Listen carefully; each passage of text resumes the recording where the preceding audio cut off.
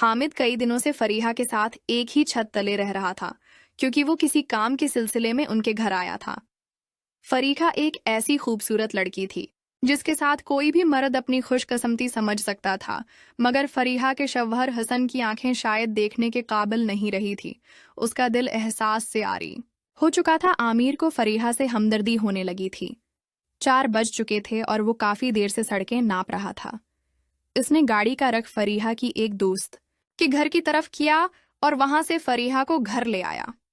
घर पहुंचने के बाद फरीहा काम करने में मसरूफ हो गई और हामिद भी ज्यादा देर तक अपने कमरे में रहा। रात का खाना दोनों ने साथ खाया और फिर हामिद अपने कमरे में चला गया। 10 बज चुके थे और वो सोने के लिए लेटा ही था कि दरवाजे पर एक हल्की सी दस्तक हुई। दरवाजा थोड़ा सा खोलकर फरीहा ने अंदर जानका और कहा, क्या मैं अंदर आ जाऊं? हामिद ने हाँ में सिर हिलाया। फरीहा फिर शर्मीली सी होकर बोली, मैं थोड़ी देर यहीं बैठ जाती हूँ, मुझे नींद नहीं आ रही और डर भी लग रहा है। फरीहा रेशमी गाउन पहने कमरे के वसत में खड़ी थी। उसके वलपूनी टील की कैद में कसमसा रहे थे और पल के अर्जों पर लर्ज रही थी। आमिर ने भारी खुमार आलूद आवाज में कहा, तुम जाओ अपने कमरे में, मैं वहां आता हूँ। फरीहा बाहर निकल गई। आमर उठा और तपते हुए चेहरे के साथ उसके कमरे की तरफ बढ़ा। फरीहा वापस अपने कमरे में चली गई तो आमर आहिस्तगी से उठा और चाप क्लिश पहनकर कमरे के दरवाजे की तरफ बढ़ा। उसके बदन पर चिवंटियां सी रेंग रही थी। इसके दरवाजे के सामने खड़े होकर उसने लंबी सांस ली और दरवाजे को हल्का सा धकेला। वो हसब तवक्का खुला हुआ था। इसने कदम अंदर रखे और दरवाजे को अपने अकब में बंद कर दिया। वो कमरे के वसत में बेचैन सी टहल रही थी। उसे देखकर निरुस अंदाज में मुस्कुराई और बोली, मुझे आज बहुत डर लग रहा है। अभी मुझे लगा था जैसे किसी ने खिड़की खोलने की कोशिश की थी, इस लिए मैं उठी और खिड़की को अच्छे से बंद कर दिया। वो नाजुक हाथ की मखरूती अंगुलियों को मरोड़ती हुई बोली, तुम्हें खाली वहम हो गया है फरीहा, यहाँ कोई नहीं है और ना ही कोई अंदर आ सकता है, इसलिए डरने की कोई जरूरत नहीं है। वो डबीज कालीन को अपने पांव से रौंदता हुआ आगे बढ़ा, और वैसे भी अब मैं यहाँ आ गया हूं तो तुम इत्मीनान से सो सकती हो, डरने की कोई बात नहीं। अगर कोई अंदर आया भी तो मैं संभाल लूंगा। वो उसकी तरफ बढ़ा और इससे बेड की तरफ इशारा करते हुए कहा, यहाँ लेटो। फरीहा ने हामिद को देखा। इसकी निगाहों में खुमार सा दौड़ता हुआ महसूस हुआ। वो झिझकती हुई सी कांपते हाथों से कंबल को ठीक करती बेड पर हामिद ने उसे देखा। बेशक वो बहुत खूबसूरत थी। नरम गुलाबी रुखसारों के दरमियान सतवा नाक का खम चेहरे को खूबसूरती बखुश रहा था। सियाह बड़ी बड़ी खुमारालूद आंखों पर पलकों की बालियां होले होले लरज रही थी और होंठ गुलाबों का अक्स छीन लाए थे।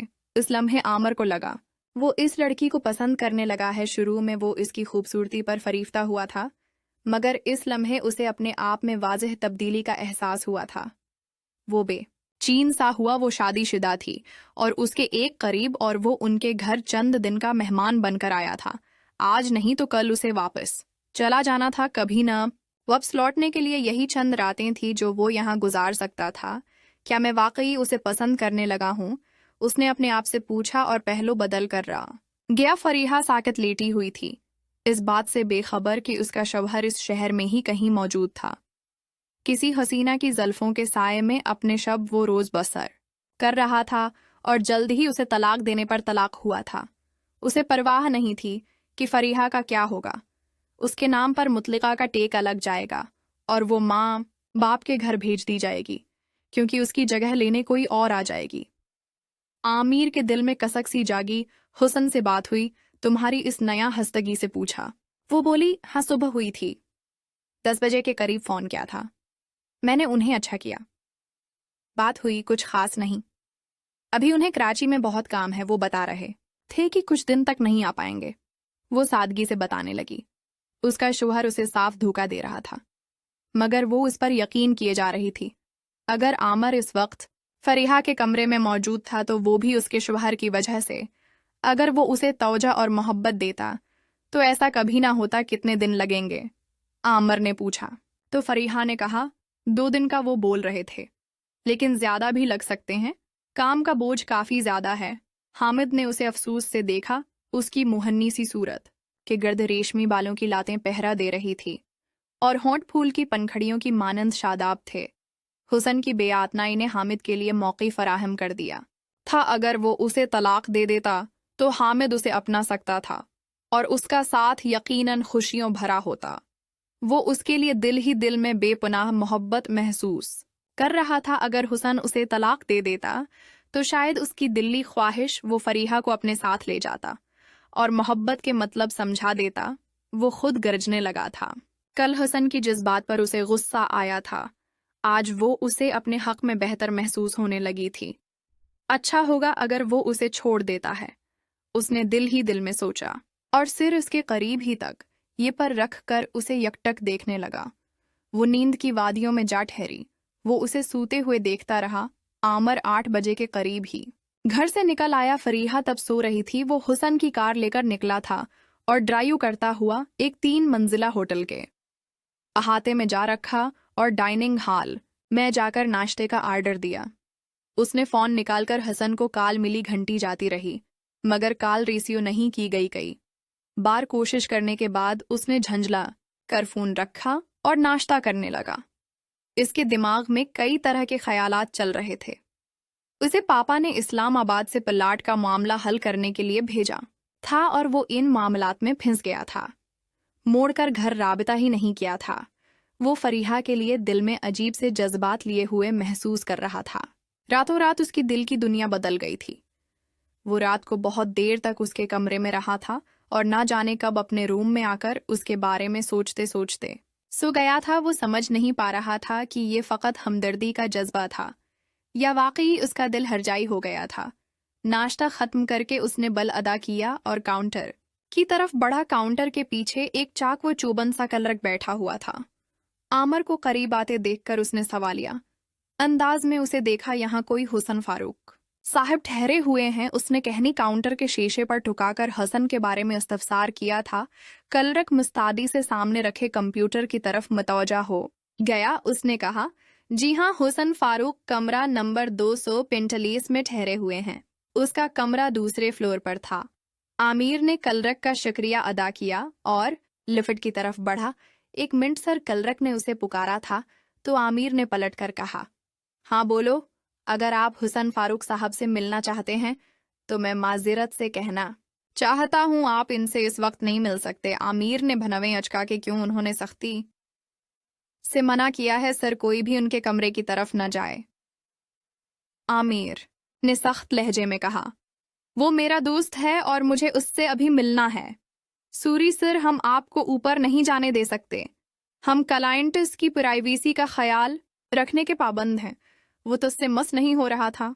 अमीर ने बड़ा सा मन्ना बनाकर उसे देखा और हुस्न को दिल ही दिल में गालियां देता बाहर आ गया। यकीनन वो रात भर के जागने के बाद बदमस्त होकर सो गया था और सोने से पहले होटल स्टाफ को डिस्टर्ब करने से मना कर दिया था। ये भी हो सकता था कि उसे आमर के आने का अंदेशा पहले से हो और उसने उसका सद्भाव किया हो। गाड़ी में चंद लम्हे बैठने के बाद उसने असलम रहमानी प्रॉपर्टी डीलर का नंबर डायल किया और फोन कान से लगा दिया। कुछ सेकंड बाद कॉल रिसीव की गई थी और एक खरखराती हुई मर्दाना आवाज सुनाई दीजिए। इसलम रहमानी बोल रहे हो? कौन बात कर रहा है? मैं हामिद दावत बोल रहा हूँ। हाँ रहमानी साहब, इस्लामाबाद से आया हूँ। उम्मीद है आपने पहचान लिया होगा, उसने ठहरे हुए अंदाज में कहा। दूसरी तरफ चंद लम्हे खामोशी तारी रही। जी कैसे याद किया अपने इस खादिम को? रहमानी की आवाज आई थी। प्लाट का जो मामला उलझ गया था उसे सुलझाने आया हूँ रहमानी साहब, हामिद ने कहा। आधी रकम अदा की जा चुकी है और बाकी की 1.5 करोड़ की रकम में अदा कर दूंगा और प्लाट का कब्जा ले लूंगा। दूसरी तरफ फिर खामोशी छाई थी। देखें, ये इतना आसान नहीं है। वो प्लाट पीछने का इरादा मैंने तुरक कर दिया है। मैं माजिरत ख्वाह हूँ, हामिद ने झंझलाए हुए अंदाज में कहा। ये कैसे कर सकते हैं? अब वो जगह फाइनल हो गई थी और कागजात पर भी दस्तखत हो गए थे। अब घर आ जाएं, मैं बताता हूँ आपको, रहमानी ने कहा। उम्मीद है अब की शिकायत दूर हो जाएगी। ठीक है, मैं आता हूँ, आमिर ने कहा और कॉल काटकर गाड़ी स्टार्ट कर दी और रहमानी के बंगले के मेन गेट पर आकर उसने हारन दिया और गेट खुलने पर गाड़ी अंदर ले आया। सुबह के 10 बजने लगे थे। इस्लाम रहमानी ने कारोबारी खुशखल्की से उसका इस्तकबाल किया था और उसे लेकर ड्राइंग रूम में आ गया। जी आमिर साहब क्या लेंगे, अब चाय या कुछ और? वो मुस्कुरा कर बोला।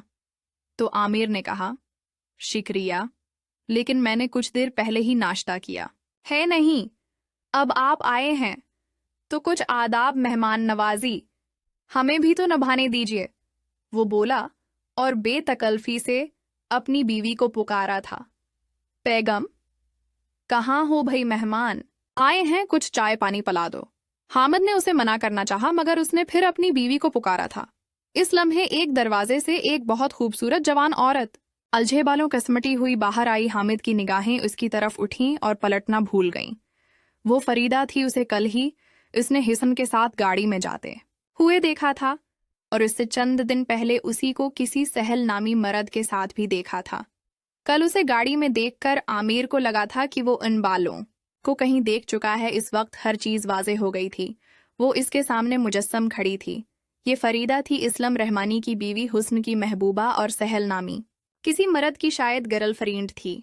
आमिर का दिमाग सुन होने लगा। भई चाय, इस्लाम रहमानी ने फरीदा से कहा, जबकि आमिर का दिमाग अभी तक अचानक लगने वाले इस झटके से संभल नहीं पाया था। इसकी निगाहें अभी तक उस लड़की पर टुकी हुई थी जिसकी उम्र शायद 30 कुछ हो रही थी, मगर उसने खुद को संभाल के रखा हुआ था। वो कहीं से 25 से ज्यादा की नहीं लगती थी। लिबास की तराश खिराश बहुत अमदा थी और चेहरे की मुलायम जल्द बता रही थी कि उसका खास ख्याल रखा जाता है। आमिर ने उसे गहरी निगाहों से देखा। वो बहुत जवान और हुसैन थी, जबकि इस्लाम रहमानी उसके सामने बूढ़ा नजर आता था। उनके दरमियान उम्र की गहरी खलीज, पता नहीं उनकी शादी कैसे तय पाई होगी, मगर शादी के बाद जो कुछ हो रहा था वो आमिर के इल्म में आ चुका था।